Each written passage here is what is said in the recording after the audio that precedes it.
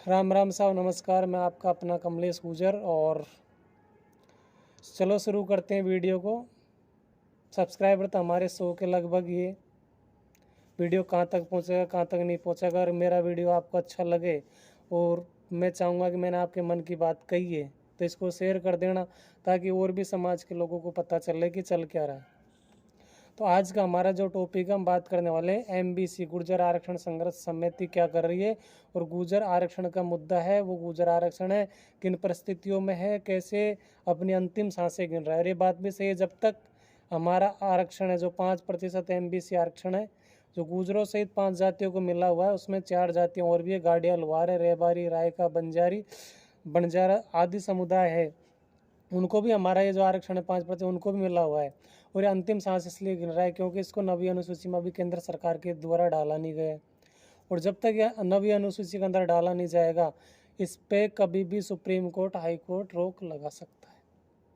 और इसी बात को लेकर के और भी कई मुद्दे, कई एफआईआर है जो अभी क्लोज नहीं हुई है, जिनमें एफआईआर नहीं लगी है, कई मुकदमे पेंडिंग चल रहे हैं। और जो हमारी संघर्ष समिति ने जो हमारे बैकलॉग है, जो बैकलॉग की हमारी नौकरियाँ हैं, उनको लेकर के जो समझौते किए सरकार ने, उनको भी लागू नहीं किया है। और कर्नल साहब के जाने के बाद में गुर्जरों की ताकत को भी सरकार ने, ये जनलाल सरकार जो इसने आंकड़ा कम कर दिया है। तो इसको लेकर के सम्मानीय विजय बैंसला जी आपके द्वार पर आ रहे हैं। उन्होंने एक कार्यक्रम रखा है, बोल गुर्जर मन की बात। सुन करके भाई हमें तो बहुत अच्छा लगा। जो उनका जो टॉपिक है, जो हेडलाइन है ना, वो सुन करके हमें तो बहुत अच्छा लगा। चाहे उनके बारे में जो कुछ सोचने वाले लोग हैं, जिनकी मेंटलिटी, जिनकी सोच जैसी सोच है, उस पर हम कमेंट नहीं कर भी नहीं सकते। और जो कहते हैं ना कि विजय बैंसला राजनेता बन रहा है, राजनीति कर रहा है, भाई गुर्जर आरक्षण संघर्ष समिति ने तो बहुत नेता बना दिए, सांसद बना दिए, विधायक बना दिए। वो भी गुर्जर आरक्षण संघर्ष समिति की सीढ़ियों से चढ़कर विधानसभा की सीढ़ी और संसद की सीढ़ियों में गए। कई नाम है जिनका लेने में कोई फायदा नहीं है। जो सांसद और विधायक बनने के बाद में उन्होंने मंत्री तक बन गए कई लोग, तो जिन्होंने आज तक इस समाज के बारे में कुछ भी नहीं सोचा। अगर जो व्यक्ति कर्नल किरोड़ी सिंह बैंसला, अगर हम मेन टॉपिक पे बात करें, क्या जरूरत थी कर्नल बैंसला के परिवार को आरक्षण की, आप खुद ही बता दीजिए।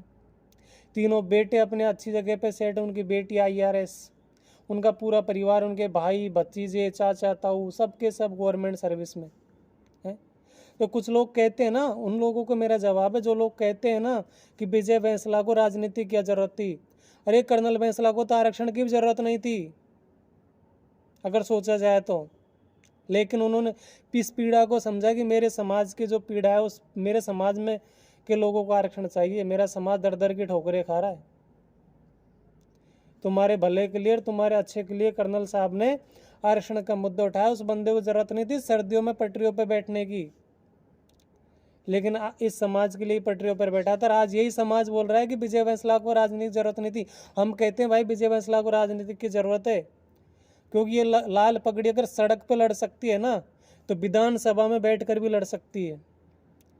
तो ये तो मेरा हो गया उन लोगों को जवाब जो कहते हैं विजय बैंसला राजनीति कर रहा है। और अब काम की बात ये है, नंबर 1 पॉइंट, कि विजय बैंसला जी ने बहुत अच्छा कार्यक्रम रखा है, बोल गुर्जर अपने मन की बात। आपके मन की बात पूछने आ रहे हैं कि आप किस पीड़ा में हो, किस दर्द में हो, आपके दर्द की वो दवा बन करके आपके द्वार पर आ रहे हैं। आज तक किसी राजनेता ने नहीं कही होगा आपसे कि बोल गुर्जर तेरे मन में क्या चल रहा है, बोल तुझे क्या चाहिए और मैं तुझे क्या दूं। वो कर्नल बैंसला का बेटा, वो लाल पगड़ी 13 दिसंबर से आपके घर घर आपके द्वार आ रही है, आपकी बात सुनेगी, मंथन करेगा, बैठेगा आपके बीच में, आपकी बातों को सुनेगा और फिर फैसला लेगा कि करना क्या है। अरे भूल कैसे गए, उसमें भी वही कर्नल बैंसला का खून है, वही क्रांतिकारी योद्धा है। जब गुर्जर समाज की बेटी को भीलवाड़ा के अंदर भट्टी में डाल दिया गया था, सबसे पहले यही विजय बैंसला पहुंचा था। आज उन लोगों को फांसी की सजा करवा के हो गई, उनको फांसी की सजा फास्ट ट्रैक कोर्ट से। जब भी समाज के लिए जरूरत पड़ती है बंदा लड़ता है। और आज फिर से समाज को जरूरत है, क्योंकि समाज का बैकलॉग जो सरकार ने समझौते किया वो पूरा नहीं दिया है। इसलिए तुम्हारे घर घर आ रहे तुम्हारी बात सुनने के लिए और तुमको सावचेत करने के लिए कि जब भी मैं आवाज़ दूँ तो तुम तैयार रहना। गुर्जर आरक्षण को नवी अनुसूची में अगर डलवाना है तो हमको इस लाल पगड़ी के पीछे, इस विजय बैंसला के पीछे चलना ही पड़ेगा, और कोई नेता आपका भला नहीं कर सकता। सारे लोग राजनीतिक रोटियां सेकते हैं। मैं मानता हूं विजय बैंसला जी ने चुनाव लड़ा, विजय बैंसला जी ने भाजपा का दामन थामा है, लेकिन हमको प्रशासन के साथ साथ शासन में भी अपना आदमी बोलने वाला चाहिए। जिन गुर्जर नेताओं को हम वोट दे करके भेजते हैं विधानसभा और संसद में, वो कभी हमारे आरक्षण के मुद्दे पर बात नहीं करते। और मुझे पूरा भरोसा था, विश्वास था, अगर देवड़ी उनियारा से विजय बैंसला जी चुनाव जीत जाते तो गुजरो तुम्हारे मन की बात को विधानसभा में भी जा कर के बोलते। चलो, जो हुआ उसे भूलते हैं और आगे बढ़ते हैं। तो मेरा जो टॉपिक है वीडियो बनाने का, वो टॉपिक ये है कि सबसे पहले जब 13 दिसंबर को खेतड़ी में विजय बैंसला जी आपके पास में आएंगे, और विजय बैंसला जी पूरे राजस्थान में बोल गुर्जर मन की बात कार्यक्रम को लेकर के पूरे राजस्थान का दौरा करेंगे।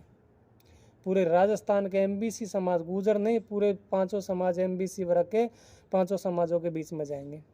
तो मेरा फर्स्ट काम, जो मेरा वीडियो बनाने का जो मेरा मेन टॉपिक वो है कि जितने भी स्टूडेंट है एमबीसी वर्ग के, जिनको स्कॉलरशिप में दिक्कत आ रही है, कास्ट सर्टिफिकेट बनवाने में दिक्कत आ रही है, जिनका जातीय प्रमाण पत्र नहीं बन रहा है, वो लोग अपना अपना जो भी समस्या है वो विजय बैंसला जी को मतलब लिख करके रखें और विजय बैंसला जी तक पहुंचाए उस बात को। और जब विजय बैंसला जी आपके बीच में आए तो सारी बातें विजय बैंसला जी को बताएं कि साहब हमारी ये समस्या है। विजय बैंसला जी जो तुम्हारी बीमारी है ना, उसका डॉक्टर बन करके आपके बीच में आ रहे हैं। तो इसलिए आपके जितने जो देवनारायण बोर्ड के जो हॉस्टल है, देवनारायण बोर्ड से आपको छात्रवृत्ति, स्कूटी, साइकिल नहीं मिल रही, उन सबको आपको बताना है, विजय बैंसला जी को बताना है। विजय बैंसला जी सारी चीज़ का डॉक्टर बन करके 13 दिसंबर को खेतड़ी से बहुत अच्छी